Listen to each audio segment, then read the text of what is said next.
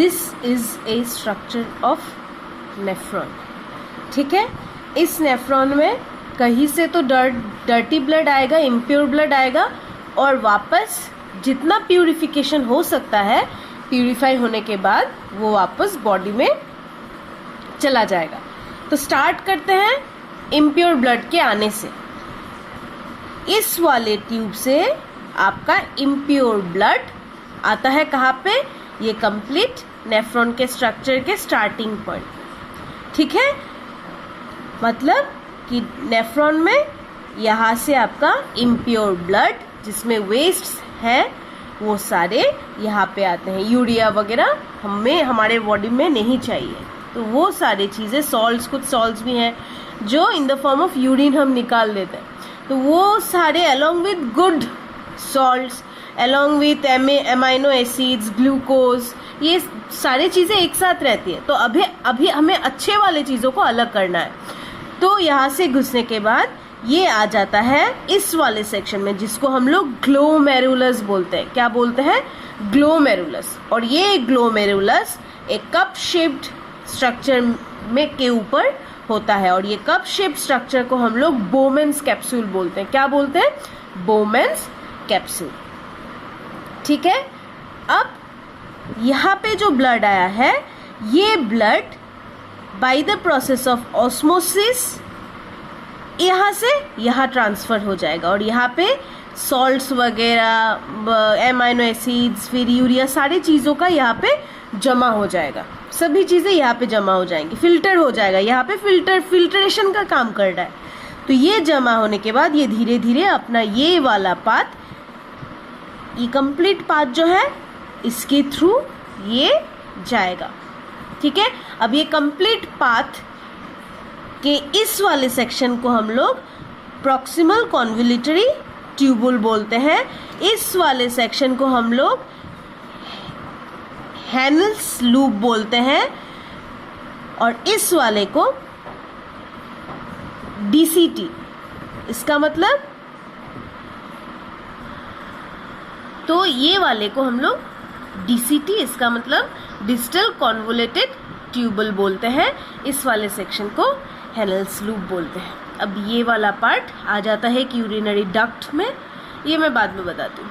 अब देखो, यहाँ पे ये आने के बाद ये क्या होता है, ये ग्लोमेरुलस से एक साइड से आपका डर्टी ब्लड आएगा, दूसरे साइड से आपका क्लीन ब्लड वापस पूरे बॉडी में ले जाने का और एक ट्यूबल है।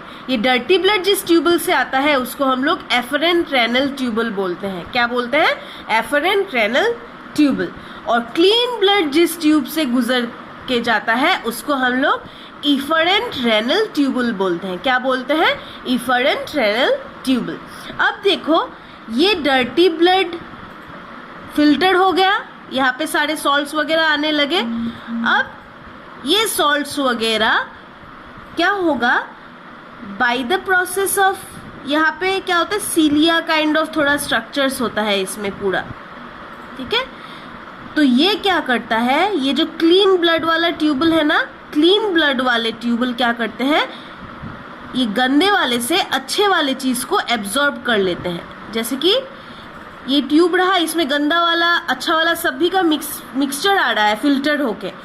अब ये वाला ट्यूब क्या करेगा, ये वाला ट्यूब अच्छे वाले सॉल्ट्स जैसे कि ग्लूकोज हो गया, एमाइनो एसिड्स हो गया, ये सारे सॉल्ट्स रीअब्सॉर्ब कर लेता है। क्या कर लेता है?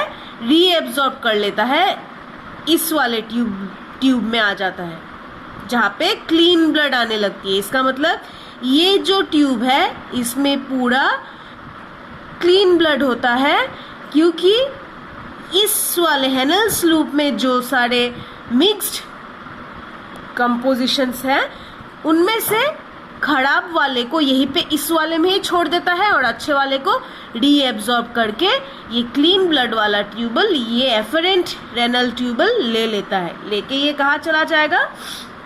ये चला जाएगा आपका वापस पूरे ब्लड में। ठीक है, तो अब आपका हैनल्स लूप, पीसीटी, डीसीटी, इसमें क्या रह गए, हैनल्स लूप से जितना हो सके रीएब्जॉर्प्शन हो जाता है। और इस वाले रीएब्जॉर्प्शन के प्रोसेस को हम लोग सिलेक्टिव रीएब्जॉर्प्शन बोलते हैं। क्या बोलते हैं? सिलेक्टिव। सिलेक्टिव क्यों? क्योंकि यहाँ पे सिलेक्शन हो रहा है किसका? इम्प्योर और मतलब यूजफुल और वेस्ट के बीच में। एक्चुअली तो वेस्ट ही आ रहा है, पर वेस्ट में भी बचा कुचा बॉडी जितना हो सके यूजफुल चीज़ों को लेने की कोशिश करता है। तो एस यहाँ पे सिलेक्टेड रीएब्जॉर्प्शन हो रहा है, इसीलिए इसको हम लोग सिलेक्टिव रीएब्जॉर्प्शन बोलते हैं। ठीक है, तो अब ये सारे क्लीन ब्लड निकल गए और रह गया आपका waste product in the form of urea, या फिर आपका जो सॉल्ट्स जो बॉडी में नहीं चाहिए, कैल्शियम वगैरह, थोड़े थोड़े जो excess of salts which is being produced, वो सारे क्या हो जाते हैं? ये आके इस डक्ट में जमा हो जाते हैं। यहाँ से दूसरे नेफ्रॉन से भी इसमें घुसने का पाथ होता है, जमा होके ये आपका कहाँ चला जाएगा? To the ureter. फिर यूरेटर से यूरिनरी ब्लडर, फिर यूरिनरी ब्लडर से यूरिन के फॉर्म में आपका यूरेथ्रा होके निकल आएगा। ठीक है, और यहाँ पे क्या होता है? जो वाटर जो होता है ना, वो भी रीएब्जॉर्ब होने लगता है, क्योंकि बॉडी को वाटर की रिटेंशन की ज़रूरत है, वाटर की ज़रूरत है। तो वो क्या करता है? वाटर को भी क्लीन ब्लड में रीएब्जॉर्ब थोड़ा बहुत करने की कोशिश करता है, और उसको हम लोग ऑस्मो रेगुलेशन बोलते हैं। क्या बोलते हैं? ऑस्मो रेगुलेशन बोलते हैं। ठीक है, आप लोग को समझ में आया इसका